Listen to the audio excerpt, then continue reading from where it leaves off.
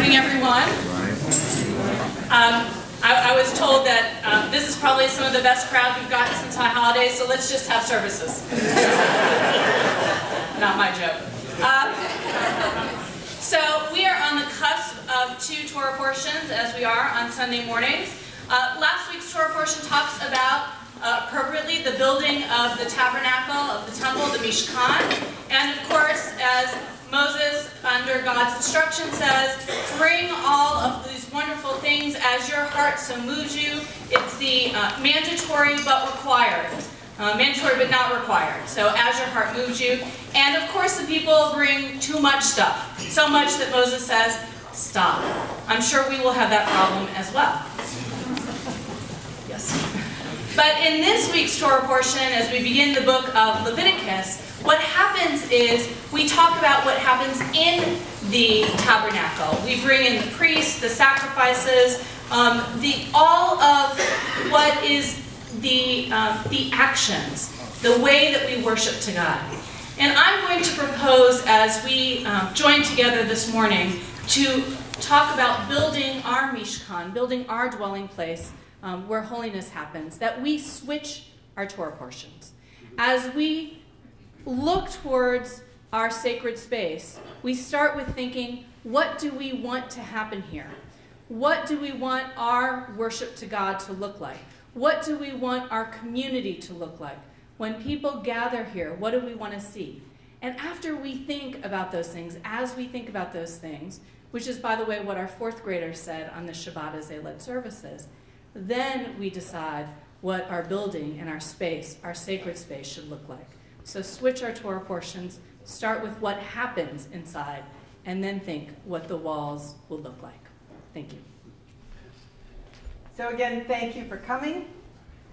I am so excited for this morning. We've been planning this for a while.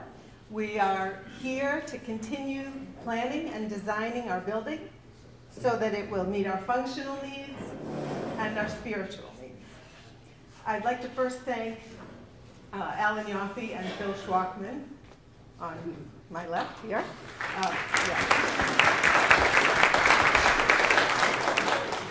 They are co-chairs of the Renovation Committee, a hard-working committee, as you'll see from the work that you'll see here today. They have brought us to this point, and they've put shape to ideas.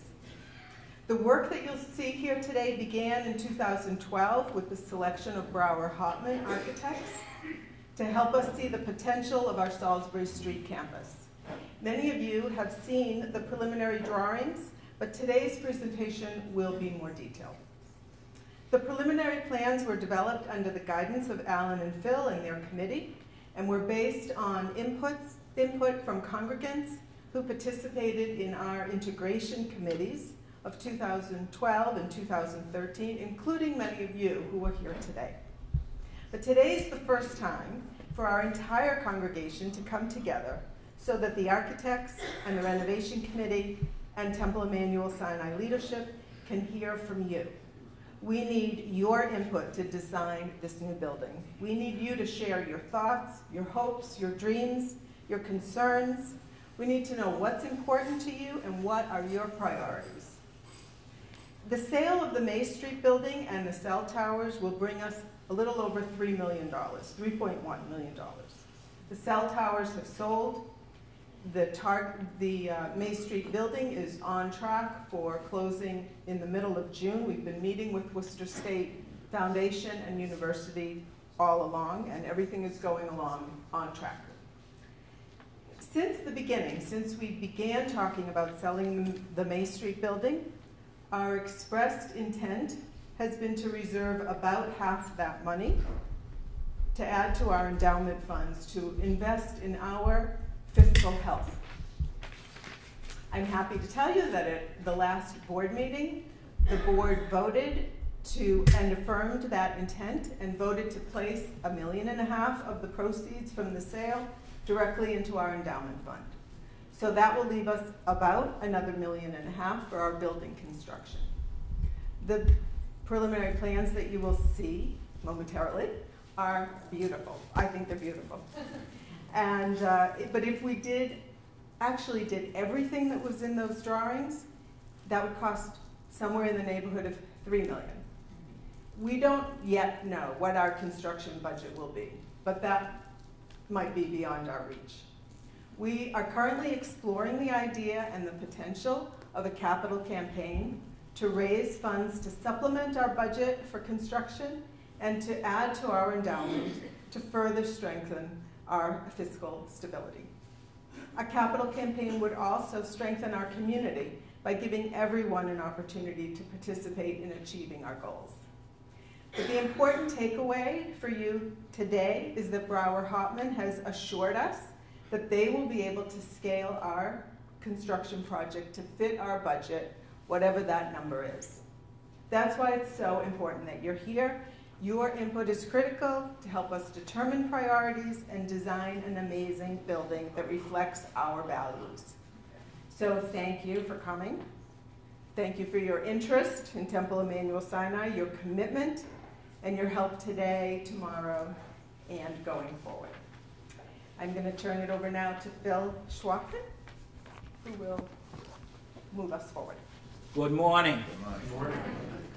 Alan and I are co-chairs of the building committee. The committee was formed in 2012 to evaluate options and recommend a location for the future home of the integrated Temple Emanuel and Temple Sinai congregations. Past and present members of the committee include Nancy Burley, Joe Suker, Doug Freund, Todd Rodman, Claudia Ross, Jonathan Sadik, Alan Schreiber, Michael Sleeper, and as ex officio members are rabbis and co-presidents. As many of you are aware, and Marcy mentioned, in early 2013, the committee interviewed a number of prominent architectural firms experienced in synagogue design. In April of 2013, Temple Emanuel and Temple Sinai, prior to the integration, engaged Brawer and Hauptman Architects to conduct a feasibility study to explore a number of issues regarding the buildings that the congregations occupied. One concept for the Temple's integration was the plan for the congregations to sell Temple Emanuel's historic structure on May Street and adapt the newer, smaller Temple Sinai building as the integrated congregation's new home. The purpose of the study was to survey and evaluate the existing conditions of the Temple Sinai building and site, establish a program of programmatic needs, explore the functional, aesthetic, liturgical, and spiritual requirements of the building and the site, provide a preliminary design, make recommendations for implementations, and provide cost estimates. Brawer and Hauptman Architects is a full-service, 30-year-old, award-winning firm based in Philadelphia. Their primary focus is working with nonprofit institutions in the fields of religion, healthcare, education, and community service. Their projects include new construction, renovation, additions, as well as facility assessments, feasibility studies, and master plans. They have been honored with design awards from the American Institute of Architects, the Preservation Alliance for Greater Philadelphia, the General Building Contractors Association, as well as numerous industry publications. They've been finalists in design competitions that address social and environmental concerns.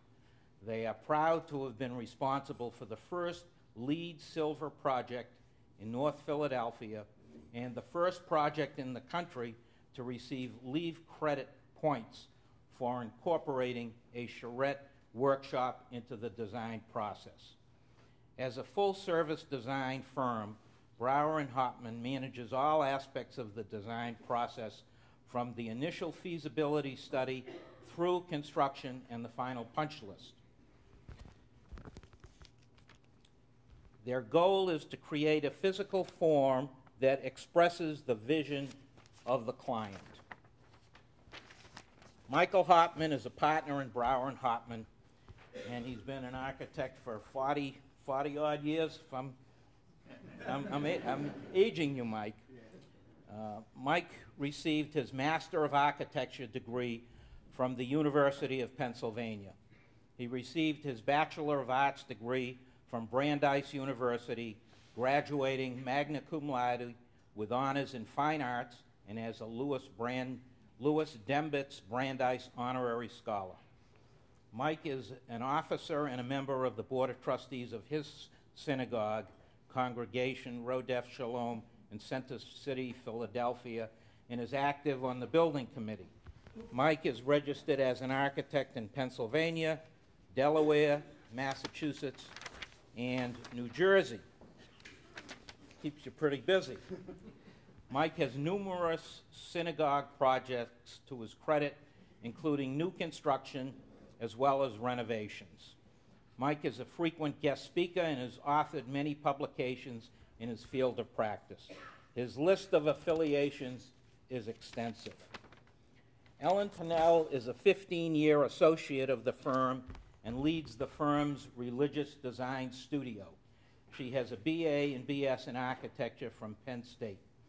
Ellen is known as the firm's synagogue maven, having completed projects from New Orleans to New England. It's my distinct pleasure to introduce Michael and Ellen to you here this morning. Okay, it's great to be back, and it's hard to believe, listening to everybody, it's been 2 years since we started this project, but I should be used to that by now. Marcy and Phil both covered a lot of where we've been so far and why we're here today, but let me just fill that in a little bit. We were asked to do a feasibility study 2 years ago, and I want to just briefly explain the purpose of the feasibility study.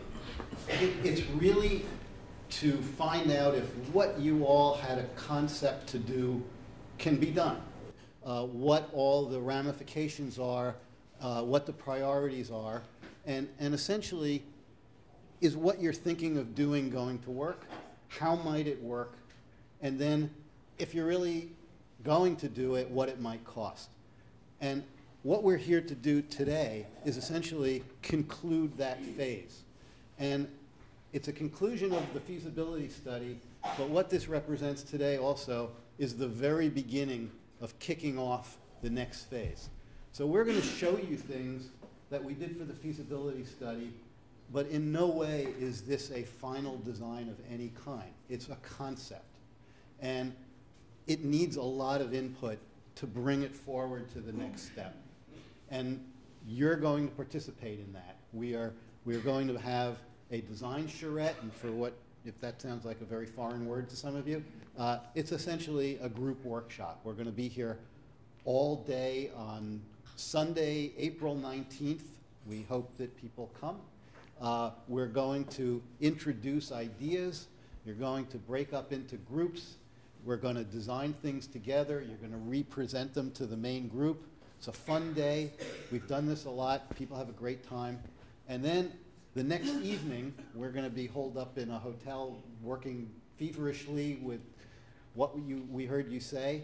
And we're going to come back and we're going to present what we think we heard you say the next evening. And then if that's what looks good, then we can move forward with that. There's always going to be opportunity for more input. We're going to show you some renderings, and they're really just what we think we heard people say during the feasibility study.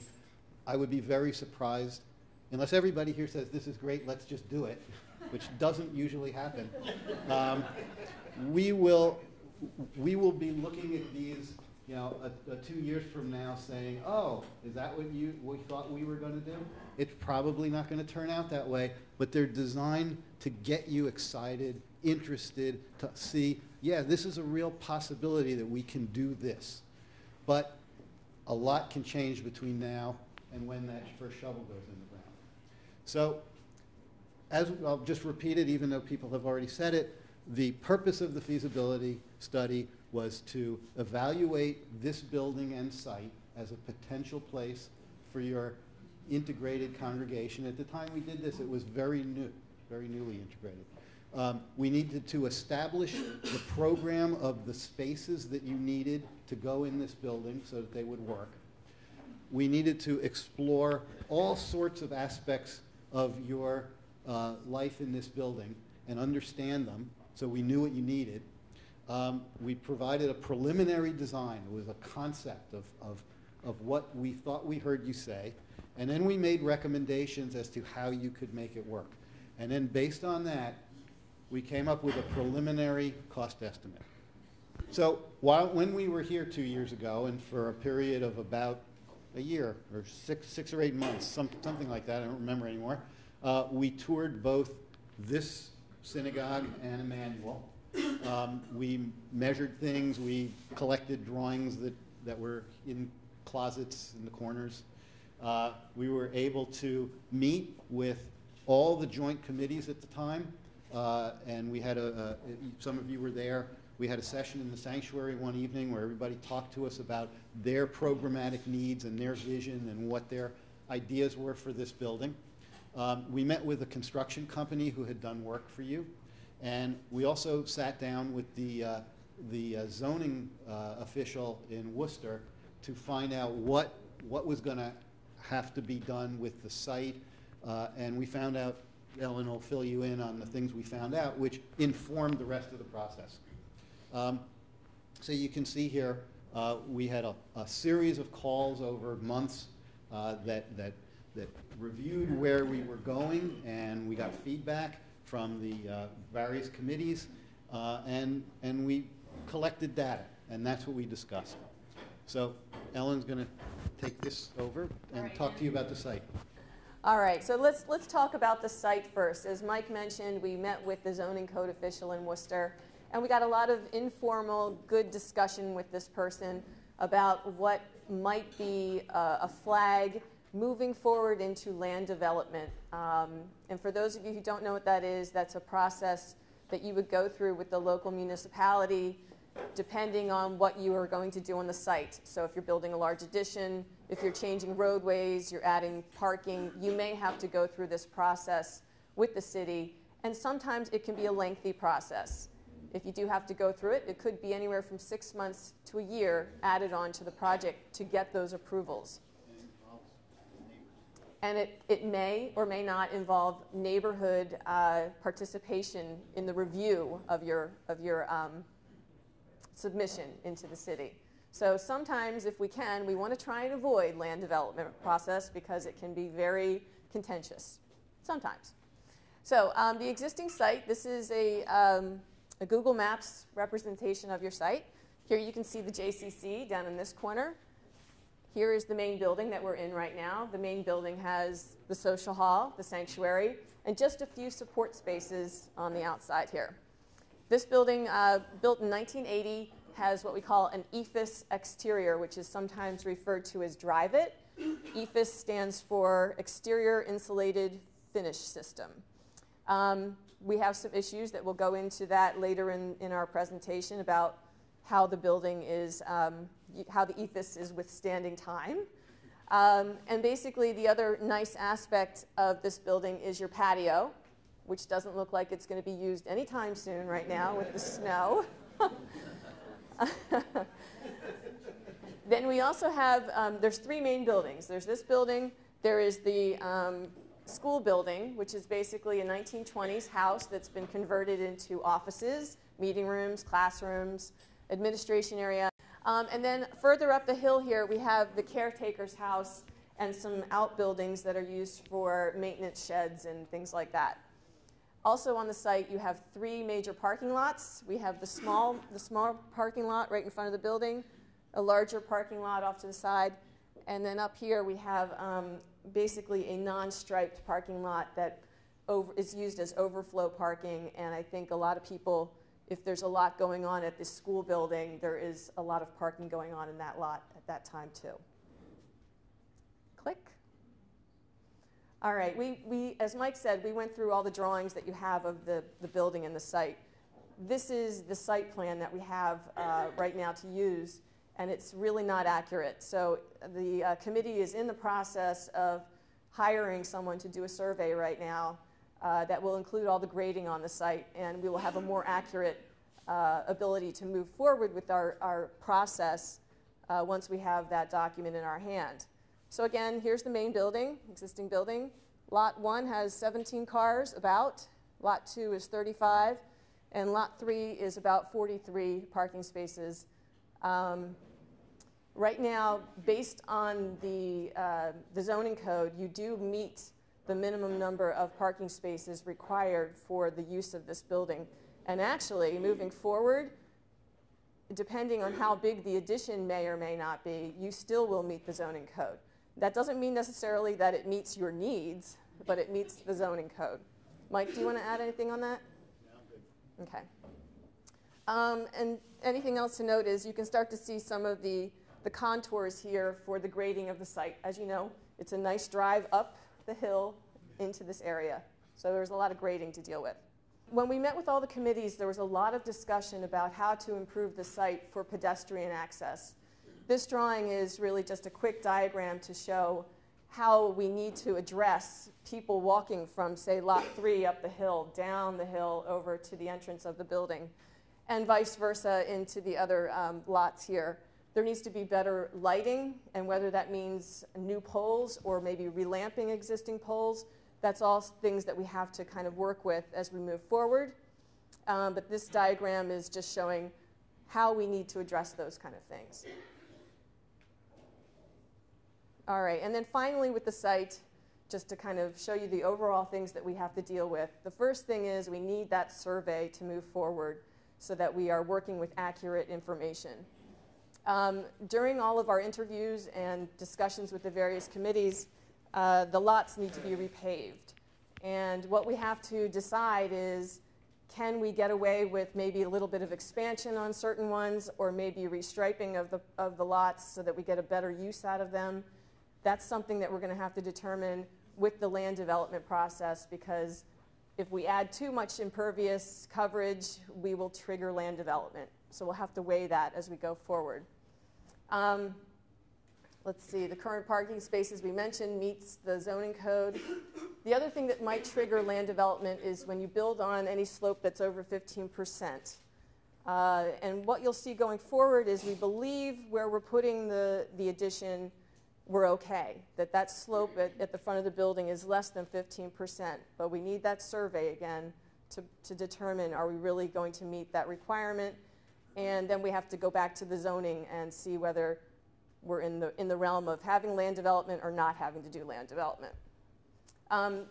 Luckily, it's a really big site, so there are no setback requirements that seem out of the ordinary, or any easements or anything like that. And as we talked about earlier, the pedestrian walkways and lamping of lights around the site are very important. We heard that you wanted flexibility, intimacy, warmth, and accessibility. And that's the feeling, the vision for the building. And in addition to that, there are the physical aspects of the building, things like your air conditioning systems and your kitchen and all the things that make it function. The words that came up a number of times about the design of the sanctuary was for it to be inspired sacred space. And that was a great phrase for us, because it freed us up to think in our own terms of what does that mean. And of course it means something different to everybody, but at the beginning we were sort of struggling to respond directly to people's ideas, like what color carpeting you wanted and what kind of chairs you wanted, but that wasn't the point. The point was, what is the vision for this room? And inspired sacred space, since we all have connections with that, made it much more exciting to design towards. We heard repeatedly that the idea was to have flexible seating in the sanctuary, to remove the pews, and to put in movable seating, comfortable movable seating, so that you could have different kinds of worship experiences, different configurations, different uses for the room. High on the list was wheelchair accessibility to the Bema. And that was an interesting discussion, because your bima is solid concrete. And it's going to be, some bimas are platforms that you can change. Yours isn't quite so flexible. So we had to think about, well, how do we still make it work? And the discussion that we heard was, well, you might not be able to get a wheelchair all the way up to the arc, but at least you can get a wheelchair up to a reader's table. And that's open for discussion. We have a proposal here. It could change depending on what people say. It was also important that the bima extend into the congregation more and it not just be this raised stage that there's a performance going on, that it's something that really connects with the congregation. There's going to be a redesigned arc for a number of reasons, and it should be obviously the focal point of the room, and you're going to have a much more extensive Torah collection with the integration of the two congregations, including a pretty impressive Haftorah scroll collection.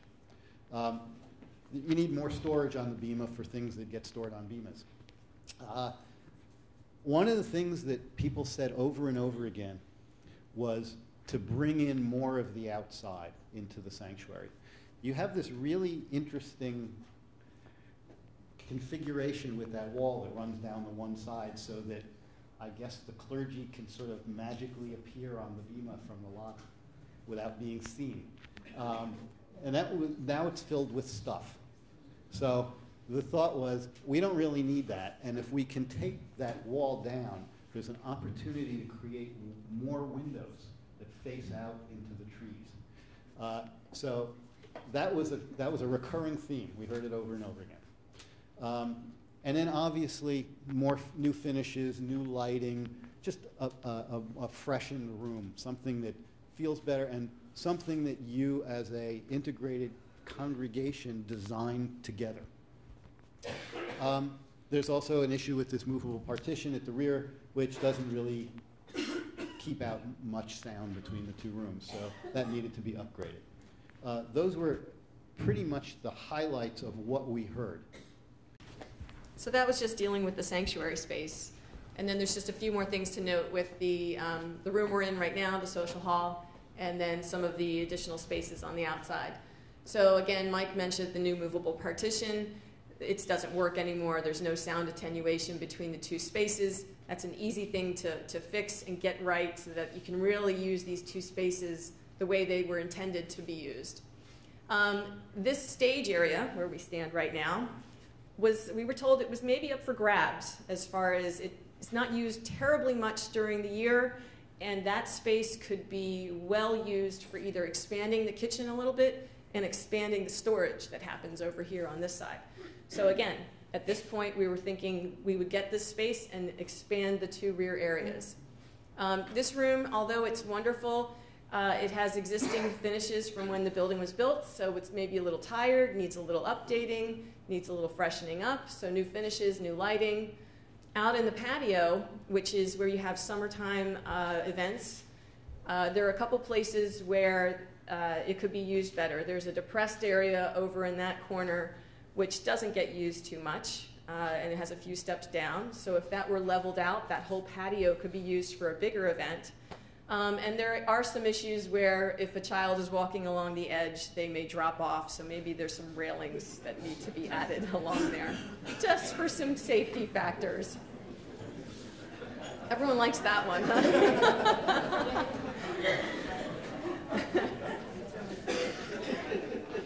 So what's interesting is if we remove the pews in the sanctuary and we have a banquet event in here, this room can be set up for about 185 in tables and chair configuration.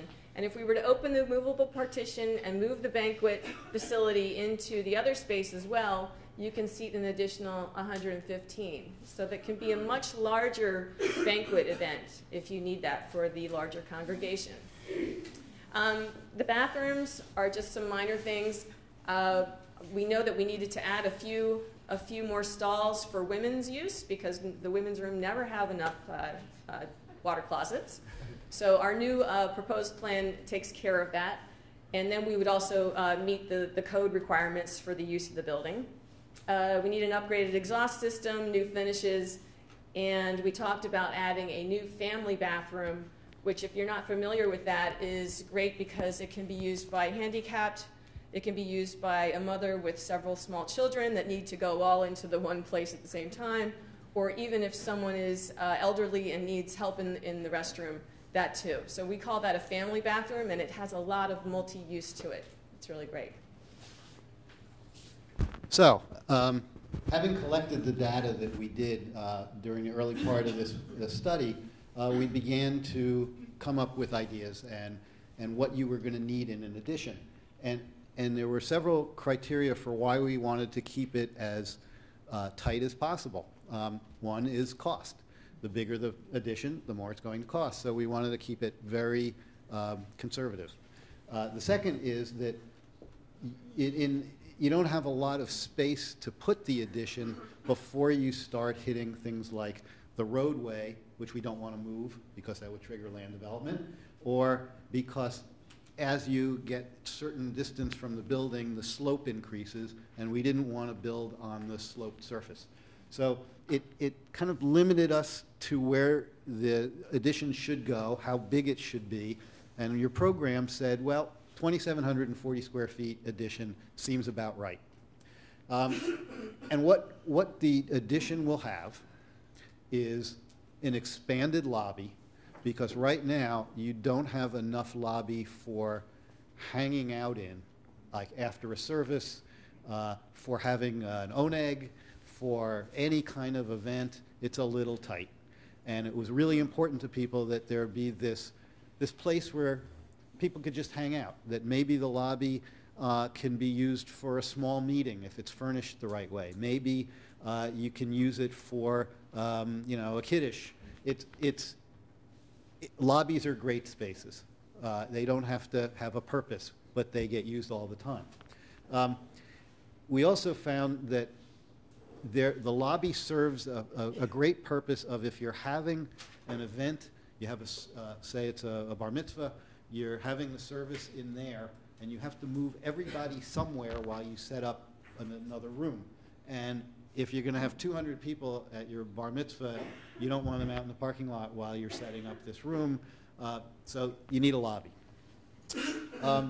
You need reception and office space.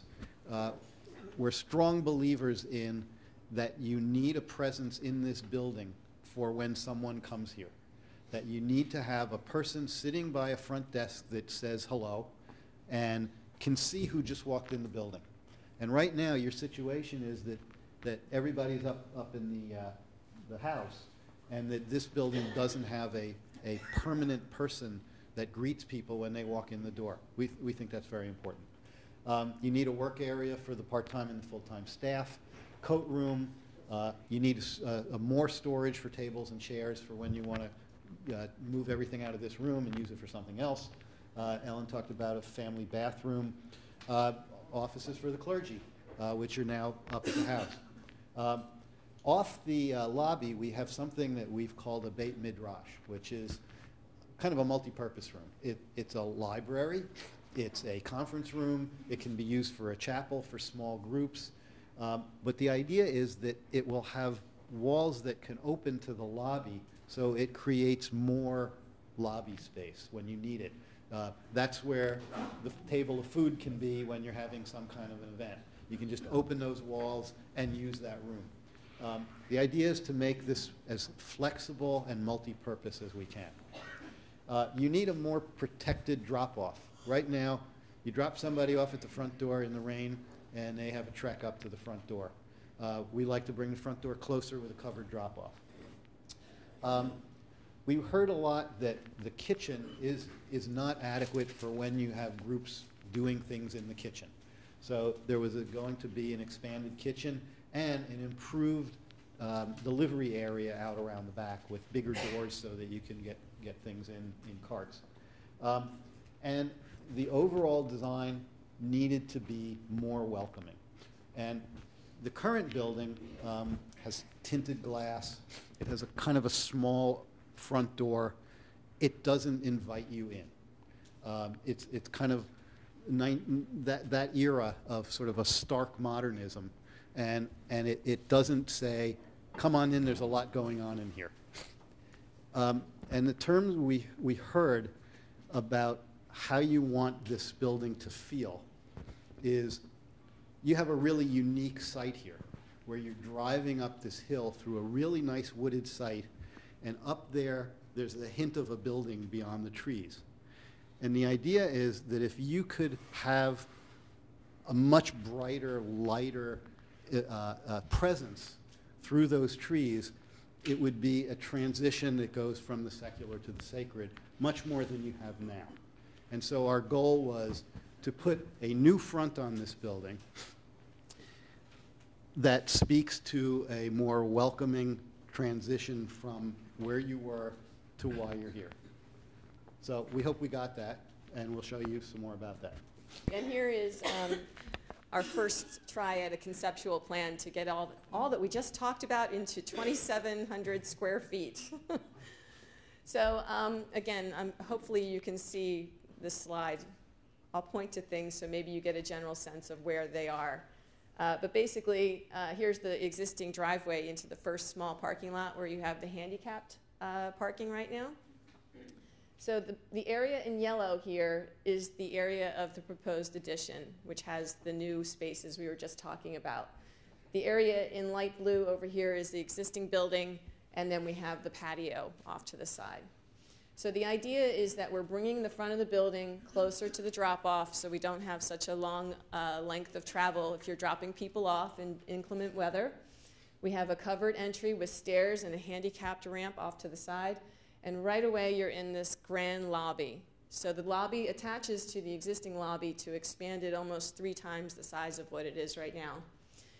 Right off of the front of the building and right next to the lobby is the reception area. So the reception person will have full view of people coming into this parking lot, coming up the hill, and coming in the front door so that you have someone there to greet everyone when they're coming in the building. And right off the lobby as well, this is where we're proposing this Beit Midrash. And it would have windows and doors that are easily openable so that the room can become almost part of the lobby. So you can expand the lobby into that space for certain events. Also in the new area, back in here are more administration. So we have an office for the rabbi, we have an office for the cantor, we have another large storage area because now that we don't have pews anymore, we'll have movable chairs and tables that need to be moved around. Definitely need more storage. We have a kind of open office area for people who are part-time and full-time, or just people who are volunteers and need a place to sit down, to work briefly while they're in the building. In the blue area, we're going to be renovating the men's and women's rooms fully. We've added another stall to the women's room, so that increases the count by 1. And then off in this corner right here, we have the family bathroom, which is right across the hall from the main bathrooms. It also attaches to the Beit Midrash, which gives the Beit Midrash yet another function, which is bride's room. We have a coat area off of this area, and then off of the lobby, we have main doors into the sanctuary and main doors into the social hall area. So it's very clear when you walk in the building what's in front of you and where you need to go. In the sanctuary, we removed all the pews, and we have movable seats, and that gives you flexibility to create service in the round if you want, or more of a U-shaped. It gives you a lot of flexibility in how the space feels for a certain amount of people. Again, Mike talked about the bima pushing into the sanctuary, into the congregation a little bit more, and the handicapped ramp that would give access to that reader's table area there. The movable partition would be replaced with a much better and higher sound rating partition. And then something kind of interesting is the social hall. So these dotted lines here, here and here, are proposed movable partitions so that this room can be split up into 3 different rooms. And the idea being that these 2 here would be large classrooms, and this can also be some kind of multi-purpose space. And right now you don't have rooms that size, so this gives you the flexibility to have a large board meeting or even a kind of classroom for 20 children, all within this space. So we felt it was very important to add flexibility into this room especially because it's so large and it could be really well used. The area where we're standing right now with the stage, again, that was repurposed for kitchen space and storage space. And then off the rear, we have a little bit of a better access for dropping off all things into the kitchen and getting trash and things out of the building. I think that's it. Next slide. All right, and this is just a quick 3D view so people maybe can look at it a different way. And the idea here was that we wanted to understand, as Mike talked about, how the lobby could be used for a pre-function or a post-function. We needed to understand how big it needed to be. So we had to assess how many people are in the sanctuary, how many people in the social hall, how can they fit into the lobby. So the expanded lobby can hold about, let's say, around 200 people for a pre or post-function event, standing, just kind of a cocktail hour or just coffee hour. Then we have the Beit Midrash. If you open that up as well, you add maybe another 50 people to that whole capability there. And then again, we talked about social hall, just using that as a banquet for 185. And if you open it up into the sanctuary, you get 115 people. So it really, it expands your ability to have larger functions without building brand new space necessarily. So, oh, this is me too. Yeah. Okay, so in a little bit, we're going to show you some renderings that are the wow factor for what we're proposing. But in the meantime, this is the nitty-gritty. The existing building needs some work. So we went around and assessed certain things. We talked about the drive-at exterior. Right now, there are about 100 little holes, about the size of a large coin. And we had a drive-at expert come out, and they let us know that it's bird holes. Basically, the woodpeckers drill the holes, and the sparrows nest in them. And that once the bird culture in this area learns that this is a fun thing to do, you will never stop them from doing it. So they do have a way to fix it, though. So the holes will have to be repaired, and basically we have to put a new mesh up across the entire surface and kind of like re-stucco it. I call it like a re-stuccoing. But that mesh behind the stucco will keep the birds from re-drilling holes into the surface. So there is a way to repair it, and that definitely needs to be done. Existing windows, they're actually in okay shape, and they do meet current energy standards. So where we can, we're going to leave them. And where we propose new ones, we will actually try and match them. We probably won't match the tint. That's not necessary, and as Mike was talking about, it's rather unwelcoming when you can't see through the glass necessarily of what the action is going on the other side. The roof needs to be replaced. Right now you have a PVC roof, and it's suggested that you put a new rubber roof on. And at that point, when you do that, you can start to possibly increase the insulation value right now. Back in 1980, when this building was built, insulation wasn't necessarily required or a hot topic, but now it is, and we want to make sure we get as much insulation into the roof as possible. So putting a new roof on gives you the opportunity to get that R value that you need right now. And then up until that point that it gets replaced, obviously Randy is doing a great job of spot patching and making it work until it gets fully replaced.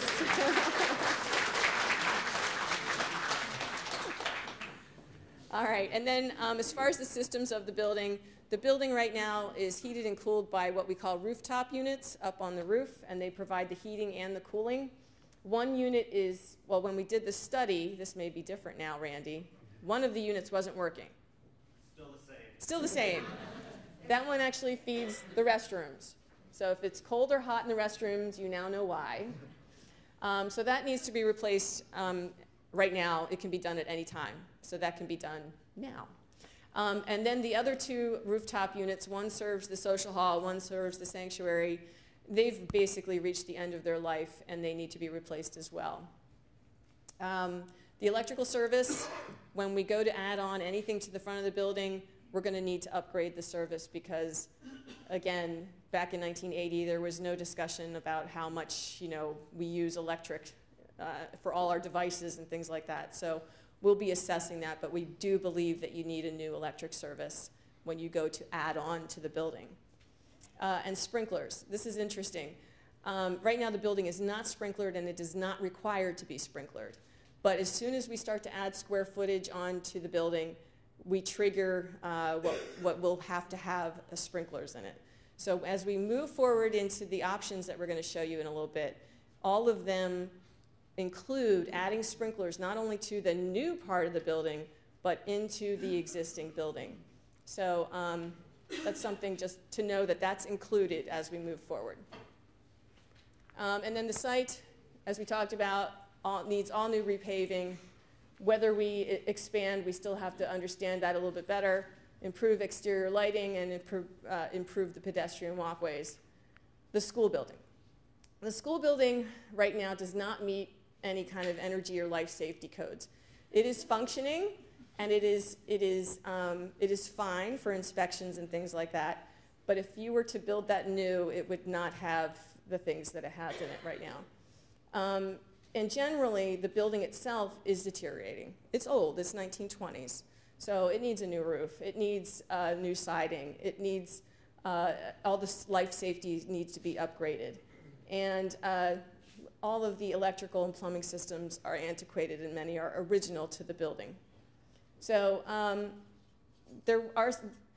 basically, we're saying that the school building has reached the end of its serviceable life, and that without putting a lot of money into it, it's not necessarily a space that can be used for a lot. And the other thing you have to keep in mind is, if you were to throw the money at that building, it's always going to have spaces that are residential in size and in nature. It's always going to look like a house. It's always going to look like a house changed to have meeting rooms in it. So when we go into the cost estimate stuff, we always assume that the house eventually is going to be removed. It was important to us also to put an addition on this building that respected the era in which the building was originally built. We didn't want something to look kind of stuck on that had nothing to do with the building. This is a mid-century modern building. It was a little stark for today's taste, but we didn't think it should have something put on it that completely was unrelated. So using some of the similar kind of mid-century iconic types of design, we felt like we put an addition on it that spoke to today, but also was sympathetic to the original building. We also wanted to do something that was transparent, welcoming, bright, and kind of, it sort of coaxed you up the hill. And I think we did something like that. This is probably not how it's going to turn out necessarily, but it was a starting point, and it's basically for you to get excited about it and to react to it. So when we get started again, this could be the starting point, or we could say, that's not even close to what we're looking for, let's start again. That's great. We just need to have something to start with. So that was our first attempt at what this building could look like. Moving on to the interior, the sanctuary space. I guess we first discovered that there's a lot of room above your ceiling, so we could do something to increase the height in places. We know there's ductwork and structure up there, but we thought that there was an opportunity to do something with the ceiling that felt right. As you can see, the pews are gone, and in their place are these movable chairs.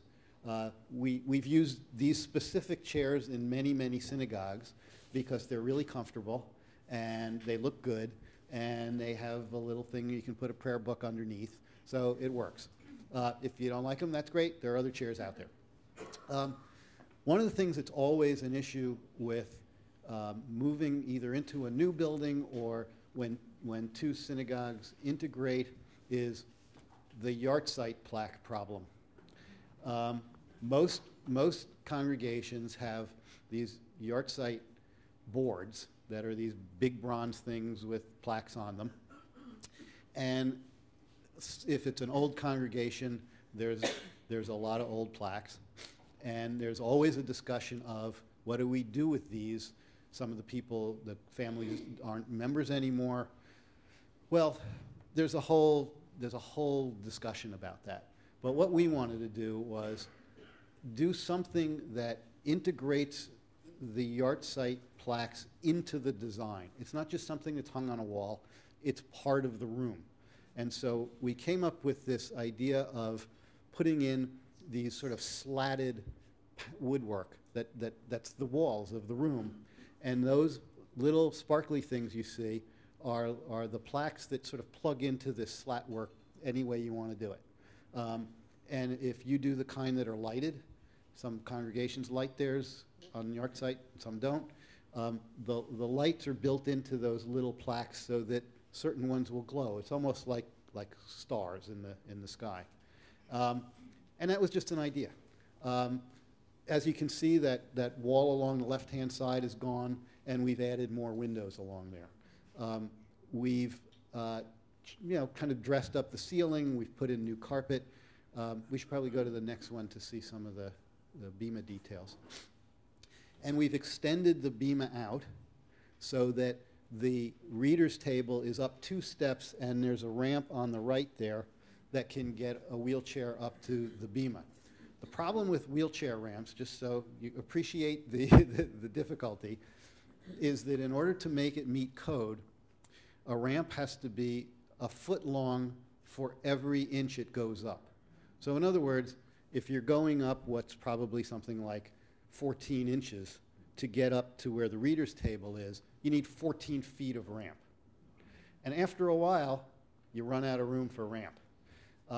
So getting all the way up to the top can be difficult. If we all decide, if you all say, we got to have a way of getting a wheelchair right up to the arc, we'll figure it out. But it means that there's going to be more ramping, and that may just be something that we deal with. The other thing that this shows is, while we were in the design of this, it was generally suggested that is there a way to, first of all, reuse the arc from the manual. It's a beautiful arc. It has a lot of history. It was very meaningful. But also take the doors from the Sinai arc and somehow work them together. So we came up with this design where we're reusing the arc from Emanuel, and flanking it are the 2 gold doors from the Sinai arc. And we thought it looked pretty good. And we used it on this rendering. And again, it's something that we're going to discuss. But we thought it was a good starting point.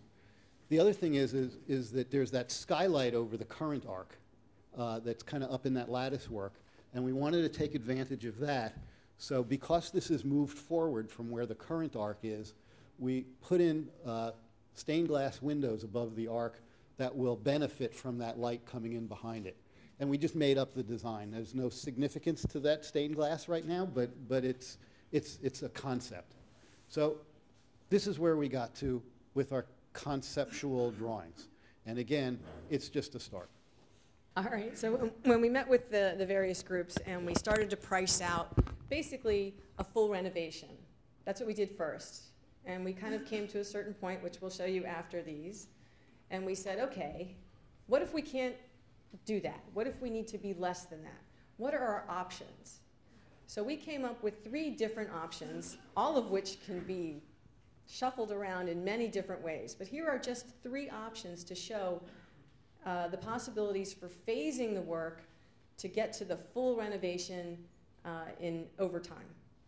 So the first option was, what if you renovated the sanctuary and put the addition on the front of the building? So basically, you can see this little diagram here shows renovation of the sanctuary, and the striped area is the new addition. And that also means redoing the lobby out front, because the addition and the lobby are very integrated. They need to be done at the same time. So basically, at that same time, we would also implement all these maintenance items, the roof, the rooftop units, all of that kind of stuff needs to be done at that time.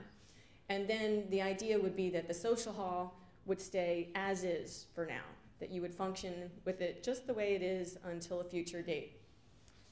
This preliminary cost came in between 1.5 and 2.3 million. And again, we are so early in the design stages that we can't pinpoint it at this point. So we always give a range because we don't even know what kind of floor tile you're picking yet. We don't know whether you want marble or whether you're okay with VCT. So we need to give a range at this point because we just haven't done enough work with the committee to understand the details of anything. So the thing you have to note is that during this renovation, the building cannot be used. So you'll have to go somewhere else for services for about 10 to 12 months. When you're done with this, though, you will have the major impact of having a brand new front of the building and a brand new worship space, which would be really exciting, I think, for everybody. All the administration spaces up in the house, the school building, can come down here, and then you can decide what you're going to do with the school building. And this renovation to the social hall can happen at any time and wouldn't disrupt you using the building. So it could happen, 2 to 10 years from then, and you could still use the rest of the building while this renovation is going on. Option 2. So this was wait on the addition and renovate the existing building right now. The thing is that, as I mentioned before, the lobby has to wait for the addition because there's too much integration between the two spaces. So we would renovate social hall, kitchen, storage areas, provide the new movable partitions and structure. Again, all the maintenance items we would take care of. And because you're not building the addition, the house needs to be kept in working condition because that's where your administration is going to be. So those costs, some of those costs include throwing some money at the school building because it's not clear how long it will be until the addition is built. This phased option ranges from about $1 million to $1.6 million. Again, a range. And again, this also, your building will be totally inaccessible for 8 to 10 months. A little bit less time because it's less work. But you'll have to find somewhere else to worship. As I mentioned, the school building will have to remain in use. And the front of your building will not have a brand new look to it because that has to wait until an addition happens. So that's kind of a downfall to this option, but it's definitely an option. And option 3. So option 3 is the least expensive, and it really just focuses on the sanctuary. The main cost is between $900 and $1.2 million just to do the sanctuary. So all the finishes that you see in those renderings, that would all be taken care of during this phase. The movable partition at the back here would be replaced, and then everything else would wait. No renovations here in the kitchen, social hall, no lobby renovations, and no addition.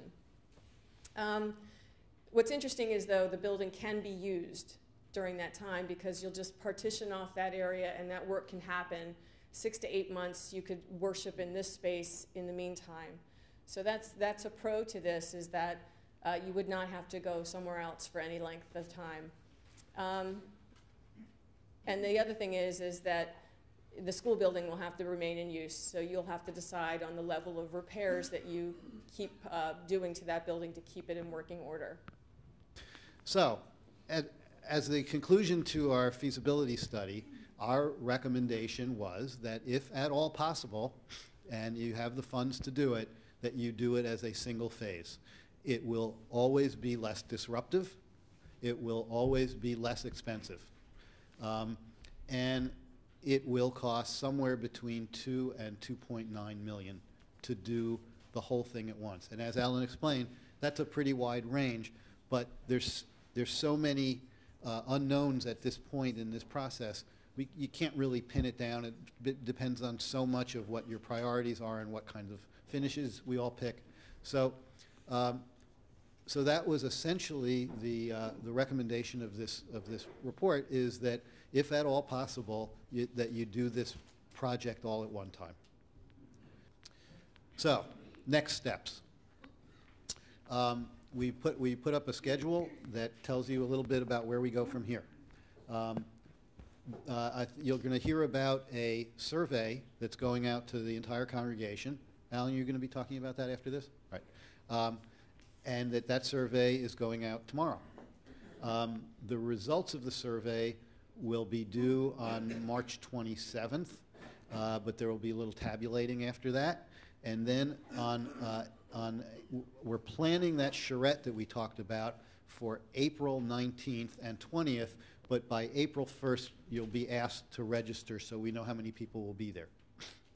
For the charrette, we will be coming up with other people from our office so that there will be a whole bunch of architects available to guide the various groups. During the week of April 6th, that'll be, I believe we pinned it down to the 6th and the 7th, we'll be back to meet with various leadership of various committees and with various people in the congregation who are stakeholders that need to have input. And then on May 31st, we think, it's not a firm date yet, we will be back to conclude the schematic design and make a presentation of the work we've done to complete that phase of the work. So I think that's our presentation. And I think Alan will be talking to us now about where we're going. Okay. Just a few announcements and thank yous quickly before we break up. A special thank you to John Capuano and his staff for a lot of the preparation, surveys and other matters, and to Randy for setting up the room and does the good job he always does. A special thank you to Hal Schneider for doing the video. Now we're videoing this whole presentation's on the video. It is now, hopefully tomorrow, going to go on to the website. So if you want to see this again, go to the website and click on the link. Or even more important, if you know congregants who were not able to be here today, tell them about it so they can go on and see it. So the video presentation is a special thank you. I also want to thank Jason Epstein for the survey, who did all the technical work. Jason, thank you. Now, let's talk about the survey just for 1 minute.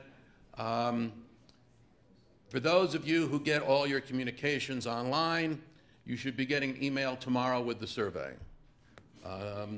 For those of you who may get a hard copy, it was mailed last night. Hopefully you'll get it tomorrow, the next day.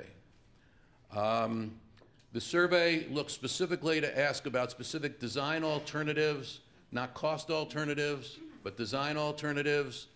And it also allows an opportunity to you express your opinion and suggestions after each question, and also at the end we ask some general questions, so there's plenty of opportunity for comment and suggestions, and we hope you'll take advantage of that. But we also hope you'll take advantage of it as soon as possible when you receive it, because we have very little time to put it all together and evaluate it. We will wait till March 27th, the last date, to put it all together, but the sooner that you can respond, we would appreciate it. 1 minute, Andy. The charrette.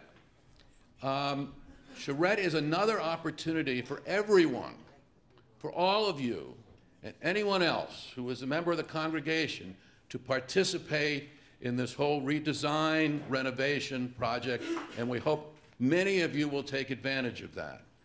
However, we're going to need you to register for it. We have to know how many people are going to be there. As Mike and Ellen indicated, they're going to bring up a team of architects. We're going to be planning for it accordingly. We have to know how many people are going to be there. So around April 1st, you'll be getting an email or, again, a hard copy in the mail, if that's how you receive your communications, asking you to register to call specific people in the office or to email specific people. Please do so. Please come, but please let us know so we can plan this appropriately. The charrette will be partially in a large group, partially broken up into smaller groups. We need to know how to do that effectively to get the best results.